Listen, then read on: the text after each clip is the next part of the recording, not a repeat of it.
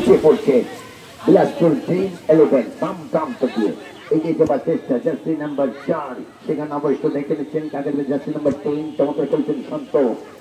এবার অবশ্য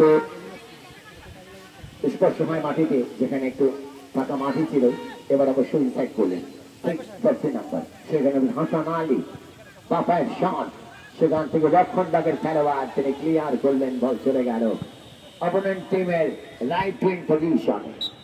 অসাধারণ ফুটবল সুপ্রিয় দর্শক মন্ডলী, বাংলাদেশের মানুষের প্রাণের খেলা ফুটবল, বাংলাদেশের মানুষের সেই প্রাণবন্ত ফুটবলটা দেখছেন। ও মাই গুডনেস, চেস্ট বরাবর তিনি কিন্তু ক্লিয়ার করলেন, সেখান থেকে অবশ্য 11 নম্বর জার্সিধারী খেলোয়াড় বিপ্লব অবশ্য ফারদৌল ছিলেন সেখানে, ফারদৌল।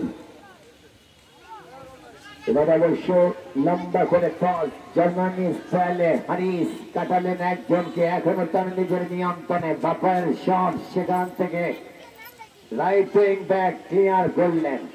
চমৎকার ফুটবল, বাইসাইকেল কিক, সাকিব চমৎকার হেড, স্বপন রিসিভটা দেখুন কি চমৎকার, বাম প্রান্তে রানার উদ্দেশ্যে রানা এখনো তার নিজের নিয়ন্ত্রণে টোকা দিয়ে সামনে বাড়িয়েছিলেন স্বপন, সেখান থেকে স্কোয়ার ব্যাক পাস, অত্যন্ত পাসিং নির্ভর ফুটবল।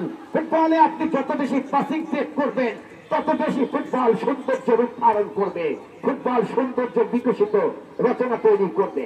গোলরক্ষক চমৎকার ভাবে শারু, এবার অবশ্য বাম প্রান্তে রানা এই মাদারীপুরের সন্তান, এবারে সাকিবের উদ্দেশ্যে হারিস চমৎকার পাসিং ফুটবল, সেখান থেকে আবারও কিন্তু দেয়ার নেওয়া চলছে। ফুটবলের আসল রূপটা দেখুন কি চমৎকার। এবার অবশ্য 17 নাম্বার এবার অবশ্য রেখেছেন সেই জায়গা থেকে 4 নম্বর জার্সি ফারদুল, লম্বা করে শট, শারু ছিলেন বলের লাইনে, কোন রকম ব্যাক পেতে হয়নি, বল চলে গেল সরাসরি ওই লেফট উইং পজিশনে।